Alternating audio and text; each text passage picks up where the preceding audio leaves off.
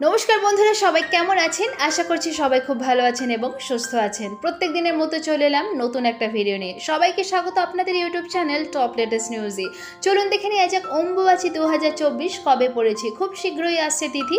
চলুন দেখে নেওয়া যাক সময়কাল অম্বুবাচীর। হিন্দু শাস্ত্র মতে অন্যতম গুরুত্বপূর্ণ তিথি হলো অম্বুবাচী। অসমের কামাখ্যা মন্দিরে এই অম্বুবাচী উৎসব উপলক্ষে বিপুল জনসমাগম হয় প্রতিবার। সেখানে এই বিশেষ পার্বণে বসে মেলা। অম্বুবাচী স্থান ভেদে বিভিন্ন নামেও পরিচিত, কোথাও অমাবতী তো কোথাও রজ উৎসব নামে পরিচিত। হিন্দু ধর্মীয় মতে এই অম্বুবাচী ঘিরে নানান শাস্ত্রমত প্রচলিত আছে।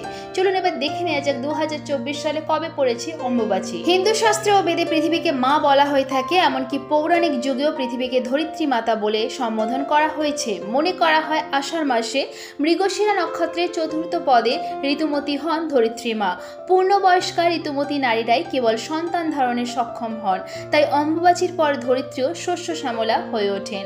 অম্বুবাচী শুরুর পরদিন চলে এই উৎসব। চলুন এবার চোখ রাখা যাক অম্বুবাচী 2024-এর দিনক্ষণের দিকে। অম্বুবাচী শুরুর পর 3 দিন চলে এই উৎসব। চলতি বছরে অম্বুবাচীর প্রবৃত্তি অর্থাৎ শুরু হবে 22শে জুন অর্থাৎ 7ই আষাঢ় রাত 6টা 31 মিনিটে এবং 25শে জুন অর্থাৎ 10ই আষাঢ় রাত 1টা 36 মিনিটে নিবৃত্তি অর্থাৎ সমাপ্তি হবে।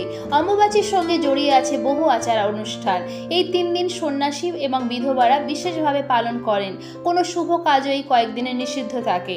শুধু তাই নয়, অম্বুবাচী চলাকালীন কৃষিকাজ বন্ধ রাখা হয়। 3 দিন পর অম্বুবাচী ফের কোনো মাঙ্গলিক অনুষ্ঠান ও চাষবাস শুরু করা হয়। সতীপীঠের অন্যতম অসমের কামাখ্যা মন্দির। এই মন্দিরে সতীর গর্ভ এবং যোনি পড়েছিল। তন্ত্র সাধনার অন্যতম পীঠ এই মন্দির। প্রতি বছর অম্বুবাচীর 3 দিন কামাখ্যা মন্দিরে বিশেষ উৎসব এবং মহামেলার আয়োজন হয়। দেশ বিদেশ থেকে ভক্তেরা ভিড় জমান মন্দিরে। এখনো পর্যন্ত বিভিন্ন পরিবারের বয়স্ক বিধবা মহিলারা 3 দিন ধরে অম্বুবাচী উপলক্ষে ব্রত পালন করেন। 3 দিন পরে জামা কাপড় বিছানা সাবান দিয়ে ধুয়ে নিজেরা সাবানে শ্যাম্পুতে স্নান করে সবকিছুতে হাত দেন। শুধু কামাখ্যা নয়, অম্বুবাচী চলাকালীন বিভিন্ন মন্দির ও বাড়ির ঠাকুর ঘরের মাতৃশক্তির প্রতিমা বা ছবি কাপড় দিয়ে ঢেকে দেওয়া হয়। প্রচলিত বিশ্বাস অনুযায়ী ঋতুকালে মেয়েরা অশুচি থাকেন, একইভাবে মনে করা হয় পৃথিবীও সময়কালে অশুচি থাকেন।